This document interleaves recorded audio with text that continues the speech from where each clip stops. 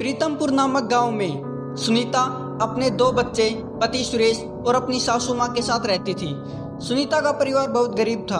सुनीता का पति मजदूरी करता था और उसका घर उसके पति के मजदूरी से आए पैसों से चलता था। उन्हें एक समय की रोटी भी बड़ी मुश्किल से मिलती थी। एक दिन अचानक उसका पति बीमार हो जाता है और पैसों की कमी के कारण उसका इलाज नहीं हो पाता, जिसके कारण उसके पति की मौत हो जाती है। सुरेश का एक भाई होता है जो बहुत मतलबी और चालाक आदमी होता है। उसका नाम श्याम होता है।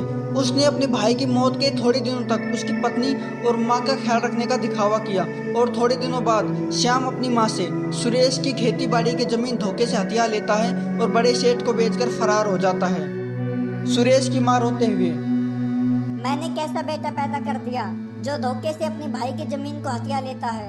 अब हमारा क्या होगा। सुनीता के ऊपर काफी सारी मुसीबतों का पहाड़ टूट जाता है। वह बहुत परेशान लगती है और सोचती है, मैंने कभी कोई काम नहीं किया, मुझे कोई काम नहीं आता। मैं अपने बच्चे और सास का ख्याल कैसे रखूंगी। भगवान ने यह अन्याय हमारे साथ क्यों किया। घर का एकमात्र सहारा दूर कर दिया। थोड़े समय बाद खाने का सारा सामान खत्म हो जाता है। अब घर में खाने के लिए कुछ भी नहीं होता। सुनीता ने अपनी सास से कहा, माँ जी, घर में जितना राशन था और जितने पैसे थे वो सारे खत्म हो गए हैं। कुछ दिन तो बीत गए, अब आगे के लिए सोचना होगा। थोड़े दिनों तक उन्होंने आसपास के लोगों के कारण अपना गुजारा कर लिया, पर धीरे धीरे लोगों ने उन्हें उनके हालात पर छोड़ दिया। सुनीता अपने बच्चों से कहते हुए, बच्चों, आज घर में थोड़ा सा ही राशन पड़ा है जिससे आज का ही खाना बन सकता है। कल मुझे काम ढूंढने के लिए जाना होगा। मैं बहुत परेशान हूँ कि मैं किसके सहारे तुम्हें छोड़कर जाऊँ। तुम्हारी दादी का ख्याल कौन रखेगा। सुनीता अपने बच्चों और दादी को खाना देती है और थोड़ा सा खाना अपने लिए बचा लेती है कि वो देखती है उसके घर के बाहर कोई तांत्रिक बाबा है। सुनीता तांत्रिक के पास जाती है और कहती है, क्या हुआ बाबा, आप बड़े भूखे लग रहे हो। हाँ बेटी, कल रात से मैंने कुछ नहीं खाया है, कुछ खाने को है तो दे दो। हाँ बाबा जी, मैं अभी लाती हूँ। सुनीता अंदर जाती है और जो खाना उसने अपने लिए बचाया था वो लाकर बाबा जी को दे देती है। क्या हुआ बेटी, बड़ी परेशान लग रही हो। सुनीता सारी बात तांत्रिक बाबा को कहती है और कहती है, अब मैं क्या करूँ। ना तो मैं अपने बच्चे को छोड़ करके जा सकती हूँ और काम नहीं करूँगी तो घर कैसे चलेगा। फिर तांत्रिक बाबा कहते हैं, बेटी, तुम खाने का ठेला क्यों नहीं खोल लेती। तुम बहुत अच्छा खाना बनाती हो। और ये लो जादुई गोलियां, अगर तुम इसे अपने खानों में डालोगी तो तुम्हारे खाने को खाकर लोग उंगलियां चाटते रह जाएंगे। जब तांत्रिक बाबा सुनीता को ये बात कह रहा था तो पीछे खड़ा होकर रामू नाम का एक लालची आदमी सारी बात सुन लेता है, लेकिन वो ध्यान नहीं देता। अगले दिन सुनीता जादुई गोली को खाने में डालकर अपना ठेला लगा लेती है।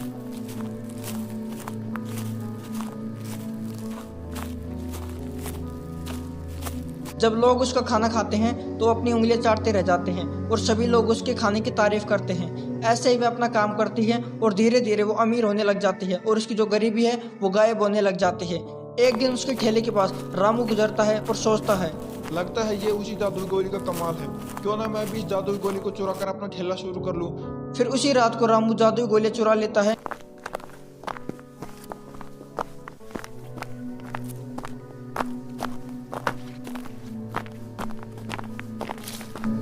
और अगले दिन सुनीता के बगल में अपना ठेला खोल लेता है। फिर रामू खाना बनाता है और बेचने लग जाता है। जब लोग रामू का खाना खाते हैं तो सभी लोग अपने मुंह से थूकने लग जाते हैं। फिर एक आदमी कहता है, छी छी छी, कितना गंदा खाना है। तुमने तो मेरे मुंह का स्वाद ही खराब कर दिया। ये सब सुनकर रामू निराश हो जाता है और तांत्रिक बाबा के पास जाता है और उससे कहता है, ये तुम्हारी जादुई गोलियां काम ही नहीं करती, ये जादू ही नहीं है। फिर तांत्रिक बाबा कहता है, ये गोलियां जादुई हैं, पर अपना असर जब करती है जब तुम सच्चे मन से खाना बनाते हो।